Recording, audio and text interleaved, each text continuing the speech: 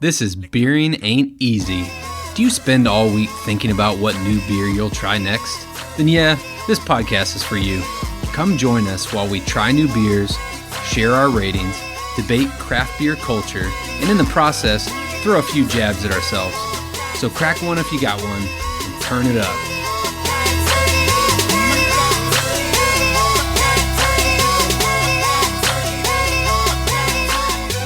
All right, everyone. Welcome to Beering Ain't Easy, episode 16 with Adam and Drew. 16? 16? That's a bad mother. Oh, good God. One, Tupac, Shorty wanna be a thug? Yeah. All right. Keeping it professional is in the books. What's your lasting thoughts on that episode? The first thing I think about is that story you told about your slime beer. And so when you take a base of a beer like that Imperial Stout from Weathered Souls and you add something to it, the additives are called adjuncts. Well, there's this guy, it just made me think about it. His name's JD on Instagram. His handle is the TX Beer Dude, but he calls them adjuncts. And so when I thought about your beer and what you pulled out of there, I was like, the more appropriate term was add chunks. I gave away my other beer. Really? Yeah. You didn't want to take a chance for the slime? Hell no. Hell no. I'd had enough. It was time to move on to the next beer.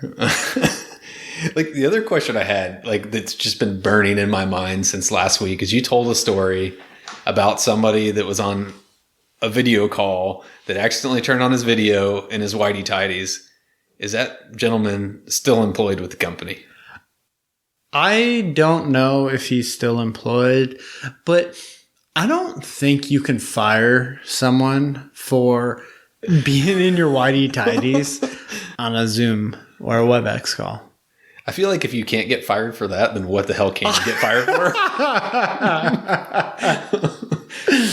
Oh, man. But I will never ever forget that situation. Yeah, burned into your mind forever. Burned into my mind. I thought about coming over today in my whitey tighties just to honor that guy. Oof. Yeah. You would not have been let into the lab. Well, I thought you should have to go through what I went through on that call. Not a chance. So what are we going to talk about today? Today, we are going to talk about the beers of Instagram. What? Insta famous? Insta famous. So the funny thing about Instagram is like you start a podcast and you try to get in the social media game to promote your podcast, but Instagram was one of those things that like I had freaking zero experience with before this podcast. How about same. you? Well, absolutely the same. And I feel so old when I talk about it because it's like, why would you want this thing? Like, I talked to my wife. She's like balls deep in Instagram. She actually has like a business centered around Instagram. And so I'm like, Jody, help me understand like what Instagram's all about. Like people just post pictures and you just like look at pictures. Like, I don't get it. I kind of feel like you remember when they used to have that commercial where it was the old guy trying to ask how to post videos on Facebook. It's like, how do you post videos on Facebook? That's how it was me learning Instagram for this podcast. It's like, what are these hashtags all about? Yeah, I mean, you talking about like bringing Jody in the mix. I feel like both of us had to rely 100% on our wives to figure this out the first time. Oh, yeah. I mean, I wouldn't have even felt the need to be on Instagram if it wasn't for my wife. Yeah. And when we say figure it out, we really haven't figured shit out yet. I mean, speak for yourself. Yeah, you're a pro. The social media director. Is that how we get 10 likes? Better than none, bitch. Yeah. So today's episode, we're going to talk all about the beers of Instagram. And one of the things that I'll start with is just like some of our observations that we picked up. And the first thing for me was that I feel like Instagram is owned by women. Like they dominate Instagram. They're the ones that figured it out first. they got the stranglehold on it. And frankly, like, you know, on the beer game, there's some of the best Instagrammers out there. Like, there's some really legit cicerones that, you know, they got it down. I think you're showing your age a little bit on this one. Because I think, like, our age, you know, I'm 35. God knows how old Drew is. Like, I'm around 35. But, like, when like, these, like, 22-year-olds that come to work, they use Instagram. Like, I used to use Facebook. The book. Facebook is the social media for our generation, I think. I will never put Instagram over Facebook. I mean, we're the generation that, like, we were the children that grew up with the internet coming of age. I mean, we were on AOL Instant Messenger first and all that other shit. And Instagram, It's like, we're just trying to catch up, man.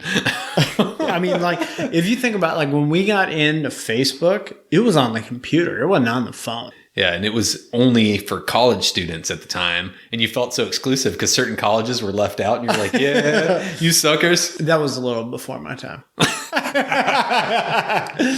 So I think it's about time for us to crack a beer. What do you think?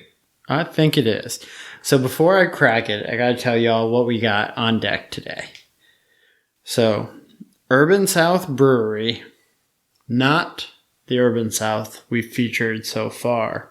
This is the OG New Orleans Urban South Brewery. Dang, son, we went out of state again? Out of state. Our buddy Manny came through in the clutch yet again. Again? Keep them coming, Manny. And this is Snowball Juice. It's a hazy, juicy IPA. We've been drinking some heavy shit the last couple episodes, so I'm excited to go back to Hazy Town. you know that you've been drinking some heavy beers when a nice, strong, hazy IPA you're viewing as a light beer. Yeah, exactly. I'm going to throw 3 of those down, baby. I'm excited about this one. I've had several IPAs from Urban South, and they've all been tasty. And it makes you wonder, like, who's got the better IPAs? Is it Louisiana or Texas? That may be a question we answer today. Well, speaking of that, I do have some IPAs in my fridge. We could pull one out. Ace in the hole. Ace in the hole. So back to social media. What are we talking about today? Oh, we're talking about Instagram. So we were talking about how we were dinosaurs in the social media world. And I think that we may not be dinosaurs completely. TikTok, I think, is freaking awesome. Really? Have you, like, gotten on and, like, browsed around a little bit? Oh, I do all the time. I always send, like, Jody all these controversial topics that we have between the two of us. Didn't you make a TikTok and you posted on our story at one point? I made an Instagram reel. Like, for real? For real. Actually, I don't even know. It might have been a TikTok. I don't really know what the fuck the difference is. Yeah. It's a short video clip. So I was standing there. I had one beer can in my hand. I threw it up in the air. And then Jody was standing up above. And she dropped 2 into my hand. It was fucking beautiful. It wasn't that great. It was awesome. It was awesome. And I want the viewers... Yeah. To watch and see how glorious it was. Check out Beerin' Ain't Easy, either on TikTok or Instagram. I don't know what the fuck, which fucking media it was on. It's out there. It's on the World Wide Web. You'll find it. Dude, this is awesome. All right, so I want to, like, change gears a little bit and go back to first observations on Instagram. And I feel like one of the best observations are the types of personalities in the, I'll call it the beer Instagram game or the Beerstagram game. The Beerstagram. That's the only word for it. There's a couple different things. Like when you're scrolling through and you start liking a ton of breweries and you liking a bunch of, beer influencers. There's, the first one I think of is like the beer picture artists that they take their beer and they take it to some fucking exotic location. They're on like the top of the Taj Mahal and they're like pouring it slowly into their mouth, like just like some fucking exotic shot. They had like a professional photographer and I'm like, if I'm hiking, you're trying to like shed how much you're carrying, but I'm like, are they just going up for that one beer? Yeah. And are they drinking it hot because they didn't want to carry the ice because of the extra weight? There's no ice going up there.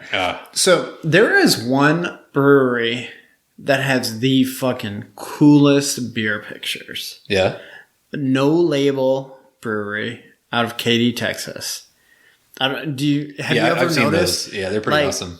All their beer pictures, it's like there's always like a beer splashing. Yeah, in the splash pics. The splash pics. But like every time I see them, I'm like, God damn, that's a cool beer pic. And it makes me want their beers. Yeah.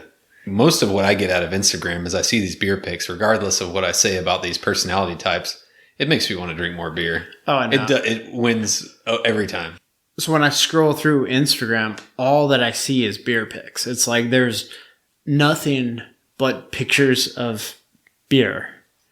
And so I can't handle it. It's too much.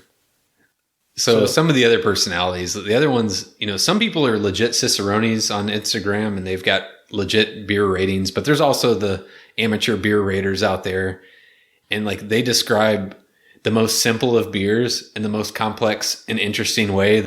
They'll describe this and like, oh yes, it's just a light taste on the palate and it's glorious. And I'm like, oh, that sounds pretty good. Wait, is that a Bud Light he's talking about? Yeah, it sounds. I have no idea what the fuck he's talking about, but it sounds very delicious. Tasty.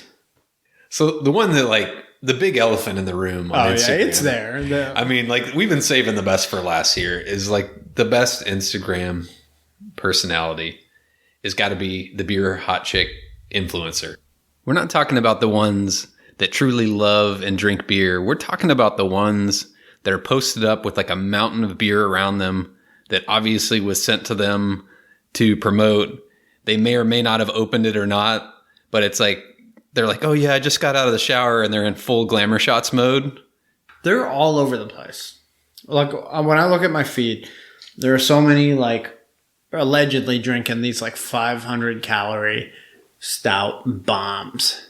Every time I see someone like promoting, like they got the duck lips, they got the perfect pose, they're out in the sunshine and they're holding that 14% ABV, super high calorie. I just imagine there's a fat guy like off outside the camera. Why are you looking at me?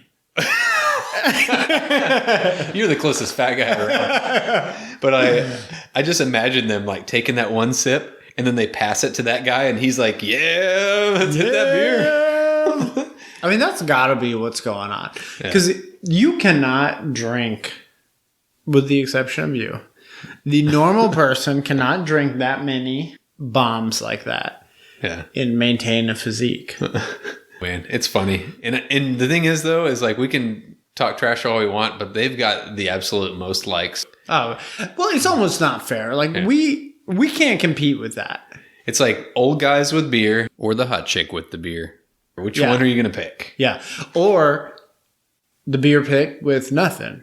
It's like the old fat guy with beer, the plain beer, or the awesome beer pick with cleavage. It's not fair. I mean, it's not a competition as far as I'm concerned. And I think to top it off, there's like a popular hashtag on Instagram that's hashtag beer porn. And I feel like people take it way too literally. It's like, doesn't mean that you need to shoot a porn shot with beer. All right. So speaking of the term beer porn, I think it's impossible to talk about beer porn without bringing up the beer tasting terminology, mouthfeel. Oh, God, mouthfeel. So you've talked to me extensively about mouthfeel. It's like the worst word and the best word at the same time. So Adam and I love those like really thick. That's what she said. Yeah. When you're drinking those like those thick beers, like it's thick and creamy. Yeah. You should have saved your "that's what she said" for that. I know. But when you're drinking those that just have that like silky texture, the term is mouthfeel, and I'm like, I can't come up with a better word to describe what's happening there. But that word gives me the shivers, just like beer porn does. So bring this back to those beer personalities. You know what I think? Like, I think Instagram needs needs another personality type that's underrepresented. And it's time we represent that. I think Instagram is ready for the beer dads of Instagram. The beer dads of Instagram. We're coming at you. This is like uncut. This is like, stepping on toys, having to deal with their kids doing dumb shit while drinking a beer. Mowing the lawn. Yeah. We're going to do a series of pictures to show you how we keep it real.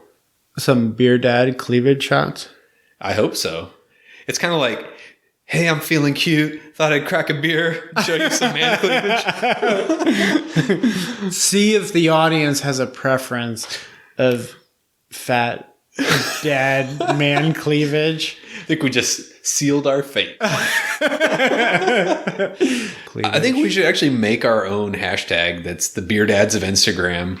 And then anybody else who wants to join us can put their pictures on that same hashtag and we can get all these compiled in one place. It will be a competition.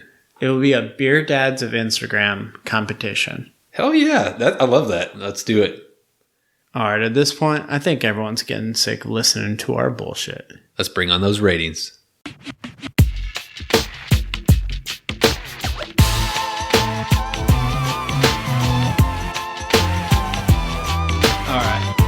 So, Drew, why don't we remind the audience what beers are going head-to-head in this Urban South duel? Well, I don't think we ever actually committed to that head-to-head, but I think you just nailed it down for us. It was kind of a on-the-spot, like, mid-podcast. I threw you a curveball, and that's where we are. Bonus beer challenge, Urban South, Texas versus Louisiana. So I'll label one and then you give me the other. So the first one was the initial beer we chose, which was Urban South, the New Orleans variant, Snowball Juice, Hazy Juicy IPA. What Urban South do you have over there? All right. So I'm coming in with Urban South HTX represent Coastal Harmony Double IPA. So Coastal Harmony... I know last week we did a Proceeds beer, but... Oh, God. Put us to sleep, Drew. So this week we got another Proceeds beer. So the Urban South Coastal Harmony goes towards hurricane victims in the Gulf Coast. And honestly, I'm fucking sick of hurricanes. I'm going to be honest. I'm more sick of fucking COVID than hurricanes, but I'm also sick of hurricanes. So I'm more sick of hurricanes because I was tasked with the hurricane emergency manager at work this year. That's what he tells himself to make himself feel important. And I'm on the line to make sure everybody is safe during a hurricane event. Fuck that. But like what it means is that every night I get these like super fancy hurricane reports and I'm looking at them and I'm like, God damn it, there's another hurricane in the Gulf that could potentially hit us. And I'm like fucking like sweating it every night. I'm like, oh, damn it. What if it comes towards us? And luckily, it didn't hit Texas, but Louisiana got hammered pretty bad. So I feel for Louisiana. And so I feel that it was appropriate that we're honoring some Louisiana beers last week and this week. I'll give it to you on that. But no one gives a shit about your alleged hurricane responsibilities at work. And it's a fucking beer podcast. And they really want to hear us talk about the beers. Oh, that's fair enough. Let's get the head to head. So these two beers, man, they're not exactly a side-by-side exact style hazy, right? They're not at all. And I think like in one of the first episodes that we recorded, I talked about the two different styles of hazy. There's the lighter, crushable hazy, which Snowball Juicy IPA would fall under. And then there is like the heavy citrus bomb. And that is what Coastal Harmony fits into.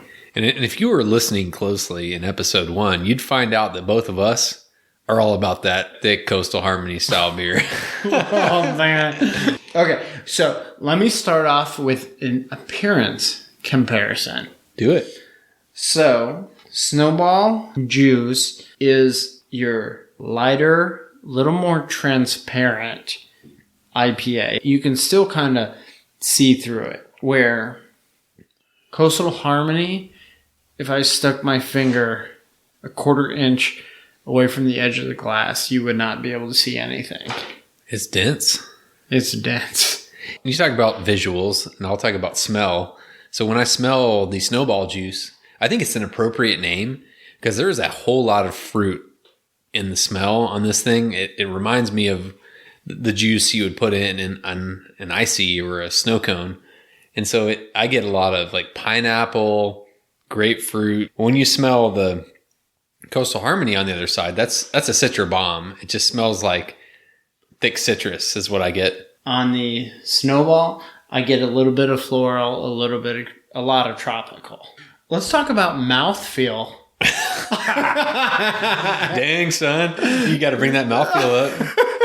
So the silky mouthfeel, when I think mouthfeel, I'm thinking Coastal Harmony because this bad boy is thick and silky and glorious. And, your Snowball juice it just tastes like a beer, which, is not a bad thing. But if you're looking for that thickety thick, silky mouthfeel, that's that Coastal Harmony. All right, I agree. I didn't really have much to say in that arena. I just could not pass up the opportunity to ask about mouthfeel. So off air, Adam mentioned that the smell of these beers was the exact same thing as the taste. And so what we just described as the smell can be translated to the taste. You got the Snowball, which is grapefruit, tropical, and you've got the Coastal Harmony, which is a double Citra, thick Citra bomb. Absolutely. The only thing I'll add to that is that I find the Snowball to be a much more balanced beer than the Harmony. Although it had a strong tropical flavor, I felt like it was fairly well balanced. Yeah, I think that's fair. All right, you want me to go first? Yeah. All right, so I'm going to go, when I talk about the Snowball, I'm going to go 4.0. Woo! And when I go Coastal Harmony, I'm going to go 4.25, baby. Oh, yeah. All right. I tinkered with the 4.0 on the Snowball, but I went a 3.75. Okay.